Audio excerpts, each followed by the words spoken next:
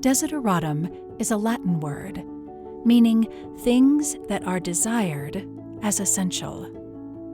The Desideratum podcast celebrates the art of telling and the journey of listening to stories, with narrator Teresa Bakken and her author, artist, and wordsmith friends.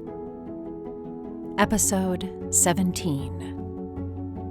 My grandmother has always been a big influence in my life, and she is a great storyteller.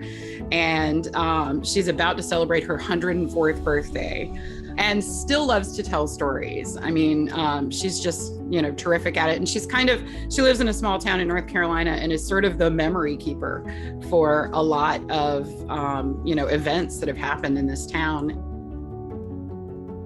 This is Meredith Stoddard, the granddaughter of a storyteller, a memory keeper. I love that description. I promise we will come back to that. But let's start with Meredith's story. She is the author of the Once and Future series, a folklore-inspired fiction. Her main character, Sarah, studies something Meredith finds fascinating. She studies folk songs.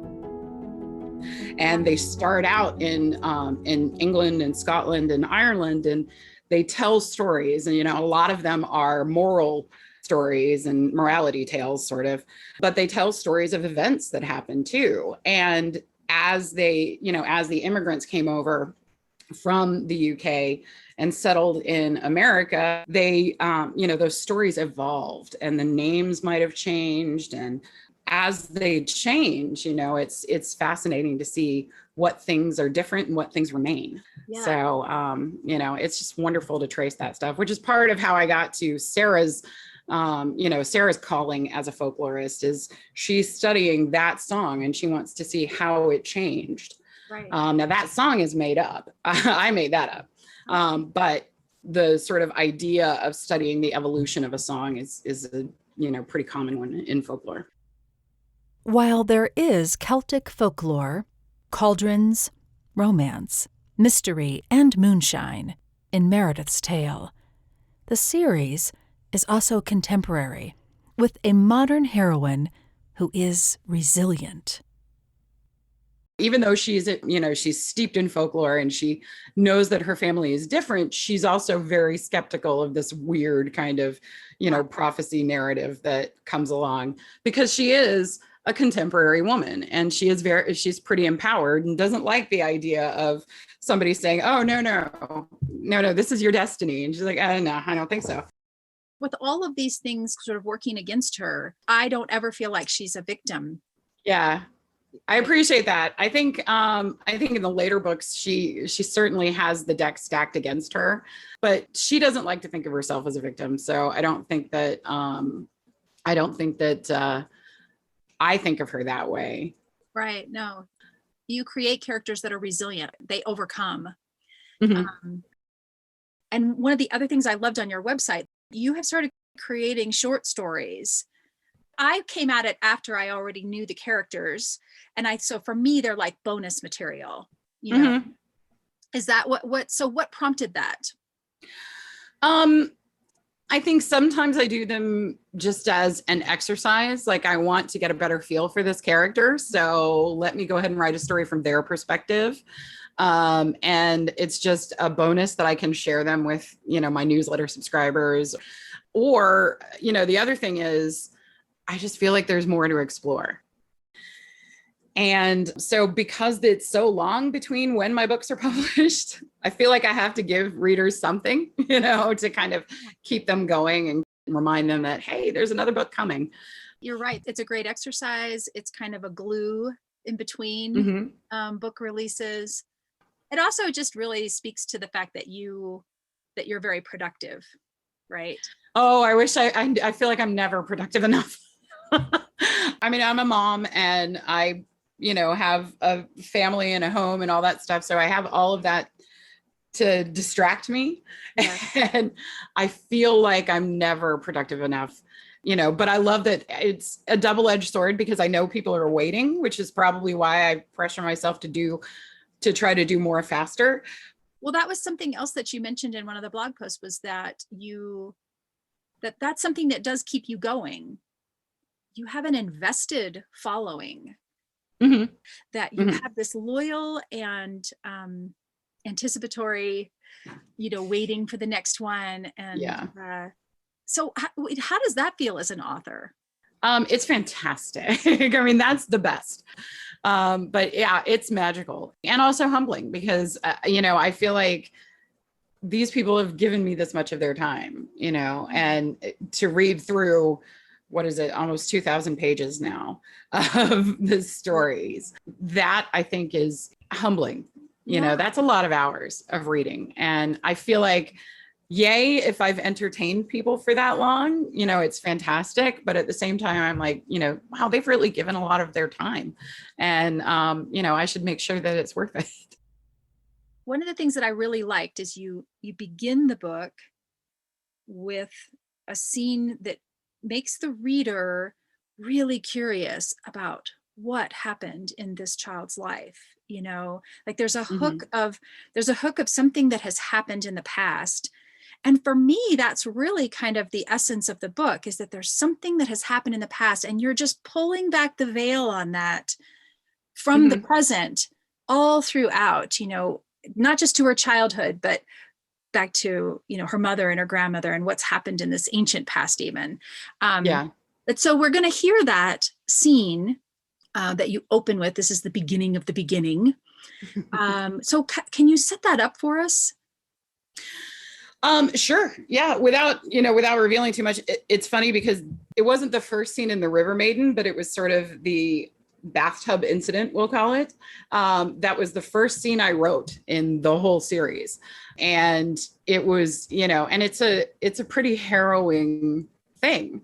And I think that kind of trauma when you're so young can inform a lot of the choices that you make in your life, can inform the way that you interact with the world, and Sarah has that. And I think you see, as she's an adult, she's a little bit paranoid about stuff. She's very private. She doesn't really let people in. And a lot of that has to do with a lack of trust towards a lot of people, because somebody very close to her did something that was so awful that, felt like a betrayal. And yeah, I like the analogy that you use with the veils, because it is, during that book, you're sort of seeing glimpses of what that is and how it affects her until, towards the end, when you find out what really happened. And it's just kind of potentially devastating. And you realize that she could have really just been knocked on her backside for, decades because of that. And she manages to pull things out and create something for herself and overcome that. That is a great place to start our featured excerpt, the beginning pages of The River Maiden, Book 1 of the Once and Future series, written by Meredith Stoddard. Chapter 1. Morag McAlpin died when she was 6 years old.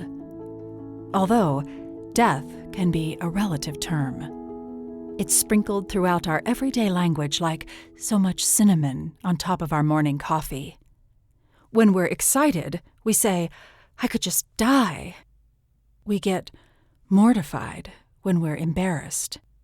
When kids know they're in trouble, they say, "My parents are gonna kill me." And of course, there is the petite mort of sexual satisfaction. Our pop culture is full of sentient ghosts, vampires, and zombies who interact with the world even after death. Our most prominent religions are based on what happens after we die. Hindus and Buddhists espouse reincarnation.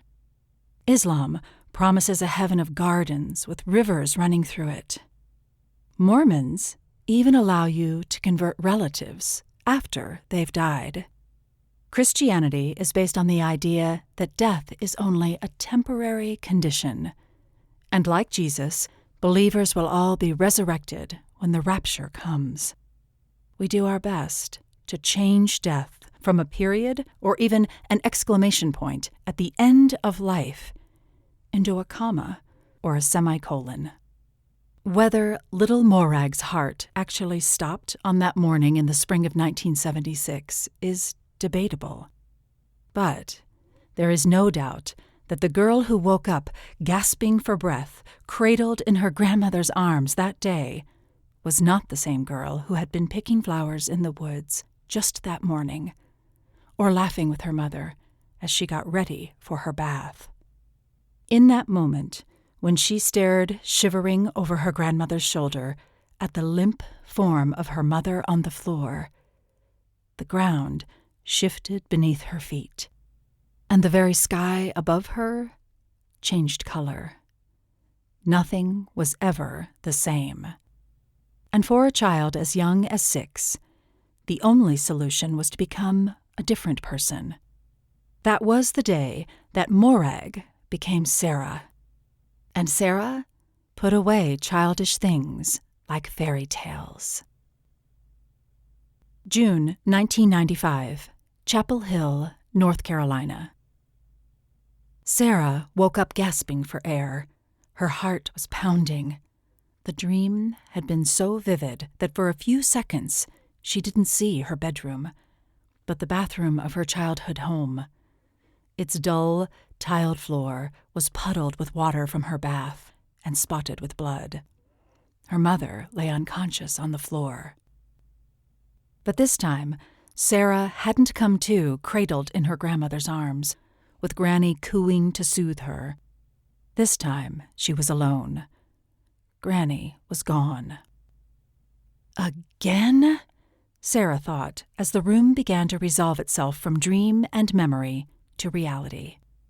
She'd been having the dream far too often lately. She had the bags under her eyes to prove it. She inhaled deeply, trying to slow her breathing, and maybe to prove to herself that she could, that it was air and not bathwater. Nope, it was definitely air. Humid, sticky, my AC can't keep up with June air. Sarah cast a look around the room, taking a mental inventory, reminding herself that she wasn't in the holler. She was in her apartment in Chapel Hill, her very messy apartment. When her inventory reached the clock beside her bed, she sat up with a start. 9:30? The library had been open for half an hour, and if she was going to catch up with her transcriptions, she needed every minute. She shot out of bed and threw on a pair of jeans and a t-shirt. She wound her wild and curly hair into a bun and secured it with a pencil, then grabbed her bag and headed for the door. Between the kitchen and the door, she noticed Amy, sitting at the table with a cup of coffee and a copy of the Herald. Her bobbed brown hair was slicked back and wet, as if it had just been washed. Sarah stopped in her tracks. Amy was usually up and out earlier than this. "Hey," Amy said. Sarah turned back toward the apartment's dining area and stared at her roommate in confusion. "What are you doing?" Amy's tone implied that Sarah had lost her mind. "Going to the library?" "We're going to Grandfather Mountain today. Remember?" "Right." Sarah stood dumbly in the middle of the living room. Her backpack slid slowly off her shoulder and down her arm. "You're not awake yet," Amy said. "Put your bag down and go take a shower. We've got to be going in about 45 minutes if we're going to talk to that folk song class." Sarah turned and walked back down the hall, still wondering how she could have forgotten about their trip. She tossed her bag into the bedroom and went straight to the bathroom to take a shower. The water revived her memory. They were indeed heading up to the Grandfather Mountain Highland Games to perform. She had even packed her bag all ready for the trip. Sarah probably would have remembered earlier if she hadn't spent the better part of the night tossing and turning. She finished her shower and got dressed. She'd had the bathtub dream again. It had been happening a lot more lately. She wasn't sure why, but the result was usually a sleepless night. "Come on, Sarah! We're going to be late," Amy called as she dragged her own bag out the apartment door. Sarah scrambled to throw her keys and wallet into her bag and follow. She squared her shoulders, took a deep breath, and stepped into the near-blinding summer sun. They stowed their bags in the back with the tent they had packed the night before. "Donald is going to be so disappointed if we miss that class," Amy chided as Sarah slipped into the passenger seat of Amy's Toyota. "I know. I'm sorry. We're just singing, right?" Amy let out an exasperated sigh. "The guy teaching the class is a friend of Donald's, and Donald told him we would come and talk about mouth music." "That's right, the guy from Scotland." "I don't know what's gotten into you lately." Her friend spoke over her shoulder as she turned onto Ransom Street. "You sleep even less than usual, which I didn't think was possible. And when you're awake, you're half dazed." "It's just stress, I think. Too much to get done before my research trip." "You know, that stuff's still going to be here when you get back," Amy said, giving Sarah a sidelong glance. "I have to ask you something, and I want you to be completely honest with me. Are you on drugs?" Sarah, who never took so much as an aspirin, gaped at her roommate. Amy gave her a crooked smile, and the two exploded with laughter. Tension flew out the window. "I've been having that dream again, the one about my mother. It keeps me up, you know, because I needed more stress on top of work." "Well, you can get plenty of sleep today. We've got a long drive ahead of us. I don't mind doing most of it, but you're taking over once we get to the mountains." "Sounds good." Sarah shifted so she could lean back in the seat and drifted off to sleep, just as Amy hit the highway. So I like to ask for you, and you could respond as an author or a mom or what you think is essential. I don't know. I mean, I'm an introvert, so I think that I like quiet.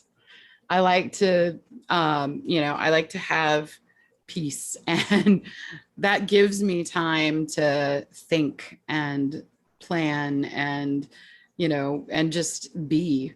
And so I enjoy that kind of quiet. And as much as I love my kids and my dogs and, all of that stuff, it's sometimes nice to just kind of come out here to my shed and close the door and, and sit and just be.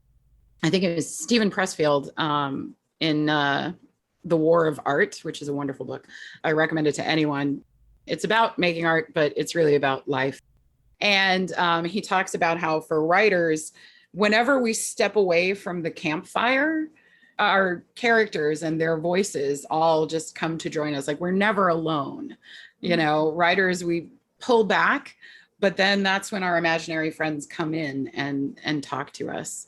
And so, if I'm to keep writing, that's what I essentially need is some peace and quiet. And, then everybody just shows up and tells me their stories. Yeah, that's a great answer. I love that. And I didn't want to forget to circle back. I had made like an asterisk in my notes about your website that you, at the bottom of one page, it says, "Thank you to my grandmother. She's gifted you the love of stories." But this was the important part. I thought that no matter who they are, everyone has a story worth telling, which I think that there's another layer to that. It's not just that everybody has a story. It's that they have a story worth telling. And just a few minutes ago, you described her as a memory keeper, which just, my hair stood up on the back of my neck. That idea is just so powerful. Well, I think, she is amazing. And she approaches the world with a level of kindness and empathy. And, that kind of perception and that kind of seeking to fill a need and that sense of community is, something that she instilled in me when I was very young. And I think it's just really in her approach to the world. And when you live your life like that with kindness, it all comes back. I'm grateful every day that my kids know her and are old enough to remember her. To read the Once and Future series and Meredith's short stories for yourself, visit her website. I'll put it in the show notes, and of course, on the Desideratum podcast website. You'll also find a picture of her grandmother Joyce there. Thanks for listening.